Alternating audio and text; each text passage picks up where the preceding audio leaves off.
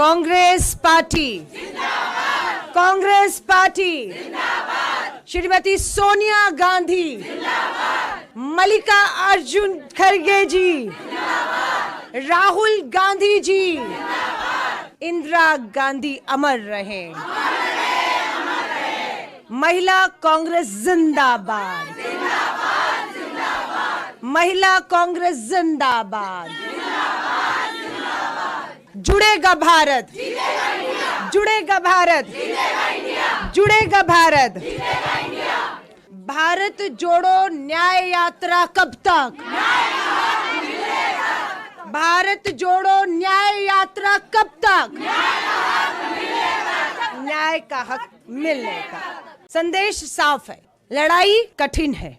ये लड़ाई आग का दरिया पार करके हमें निकलना है। इस आग का दरिया की शुरुआत एक बार पहले श्री राहुल गांधी जी ने देश भर में भारत जोड़ो 4000 किलोमीटर 12 राज्यों से गुजरने वाली दक्षिण से उत्तर तक की यात्रा में किया है। दूसरी यात्रा भारत जोड़ो न्याय यात्रा 14 जनवरी को मणिपुर से मुंबई तक 6700 किलोमीटर का सफर 15 राज्यों से गुजरेगी, 110 जिलों से गुजरेगी। हमारा लक्ष्य अब यही है कि भारत जोड़ो यात्रा के तर्ज पर भारत जोड़ो न्याय यात्रा को भी अब हम कामयाब बनाना है। इससे उम्मीदें जुड़ी हुई हैं। दूसरा, 2024 का चुनाव हम सबके सामने खड़ा हुआ है। ये 2024 का चुनाव हमें उन सभी बहनों के लिए जीतना है जो लगातार पिछले 10 सालों से अन्याय का सामना कर रही हैं। हमें उस बेटी के लिए लड़ना है। किस बेटी के लिए? जहां से यात्रा शुरू हो रही है, मणिपुर की उस आदिवासी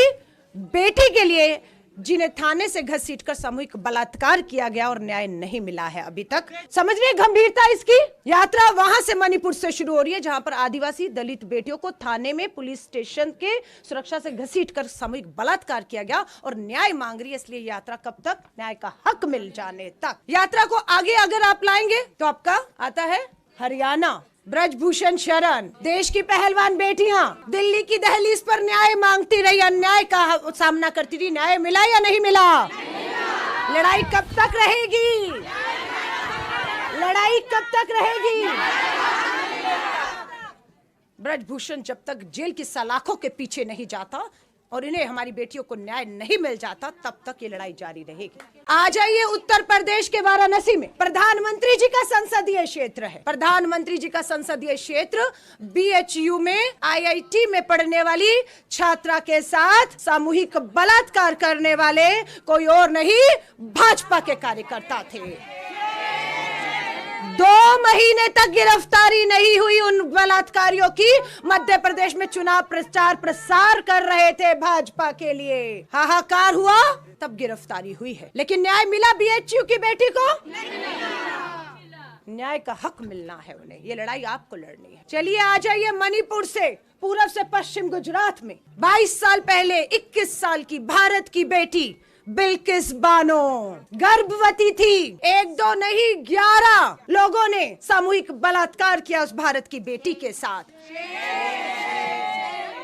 और उसके बाद लगा न्याय मिल गया है, लगा बिल्किस बानो को न्याय मिल गया है। लेकिन 15 अगस्त का दिन याद रखिए 2022 था। क्या हुआ? लाल किले की प्राचीर पर प्रधानमंत्री जिस लाल किले की प्राचीर से बेटी बचाओ का नारा दे रहे थे, वहां से 15 अगस्त 2022 को आजादी का अमृत महोत्सव के ऐलान कर रहे थे और उसी 15 अगस्त 2022 को बिल्किस बानो के 11 बलात्कारी और हत्यारों को रिहा करके उन्हें हार पहना के लड्डू खिला रहे। तमाम महिलाओं को देश की उच्च अदालत, सुप्रीम कोर्ट और हमारे न्यायाधीशों को धन्यवाद करना चाहिए। फटकार ना लगाते ब्रजभूषण के खिलाफ FIR ना होती। फटकार ना लगाते तो मणिपुर की आदिवासी बेटियों के खिलाफ जो सरकार को कहा कि कार्रवाई करिए, नहीं तो मैं करूंगा, कार्रवाई करनी पड़े। बिल्किस बानो के 11 बलात्कारियों को भाजपा रिहा करती है। विश्व हिंदू परिषद के दफ्तर में बुलाकर विधायक और नेताओं के मंच सुशोभित करते हैं और चुनावों में गुजरात में वोट मांगते हैं। आज सुप्रीम कोर्ट ने आदेश किया कि 2 हफ्ते के बीच में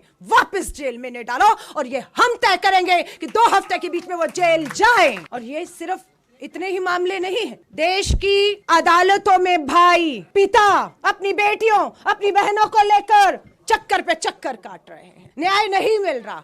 कौन दिलाएगा न्याय? कौन दिलाएगा न्याय? कौन दिलाएगा न्याय?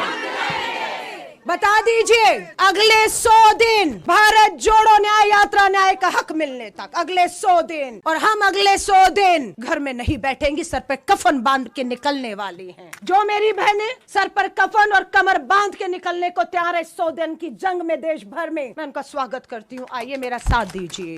राजीव गांधी जी को आज श्रद्धांजलि देंगे हम लोग। राजीव गांधी जी का सपना था कि देश की आधी आबादी को उसका हक देना है।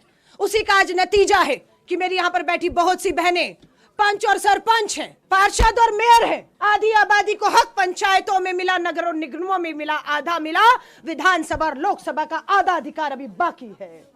ये आधी आबादी अपने पूरे हक के लिए लड़ेगी और जीतेगी। महिला आरक्षण कानून श्रीमती सोनिया गांधी जी के लगातार संघर्ष, कांग्रेस के संघर्ष का कारण है कि 10 साल बाद इस सरकार को 2024 के चुनाव में जाने से पहले झुकना पड़ा और महिला कानून लाकर पास करना पड़ा। ये हमारी आपकी जीत है, सोनिया गांधी जी और कांग्रेस की जीत है। न्याय का हक अभी अधूरा है। कैसे अधूरा है? महिला आरक्षण कानून तो आ गया, लेकिन उसका लाभ कब मिलेगा? कब मिलेगा? नहीं। राहुल गांधी जी ने, हमारी बहन युवा कांग्रेस में रही महिला कांग्रेस की अध्यक्ष हैं, राज्यसभा सांसद तक राहुल जी ने उस महिला कांग्रेस के अध्यक्ष को पहुंचाया। जेबी माथुर जी हमारे बीच में हैं। राहुल जी इन्हीं के यहाँ पर नेताजी गवाह हैं, ऐलान करके आए। राहुल जी का सपना राजीव जी के सपने से बड़ा है। कठिन है लेकिन असंभव नहीं है। राहुल जी ने कहा कि उनका सपना है कि आप बहनें 2024 में कांग्रेस और इंडिया अलायंस के जीतते ही महिला कानून जो बन गया है वो लागू कर देंगे और जहां जहां विधानसभा चुनाव होंगे वहां पर महिलाएं लड़कर विधानसभाओं में पहुंचेंगी, वहां महिलाएं पहुंचेंगी। 24 में महाराष्ट्र का चुनाव है, हरियाणा का चुनाव है, 25 में दिल्ली विधानसभा का चुनाव है। सरकार हमारी आती है, महिला आरक्षण कानून लागू हो जाएगा, महिलाएं पहुंचेंगी विधानसभाओं में। राहुल जी का ऐलान क्या था? राहुल जी ने ऐलान किया, उनका सपना है अगले 10 साल में देश में 50% राज्यों की महिलाएं मुख्यमंत्री देखना चाहते हैं।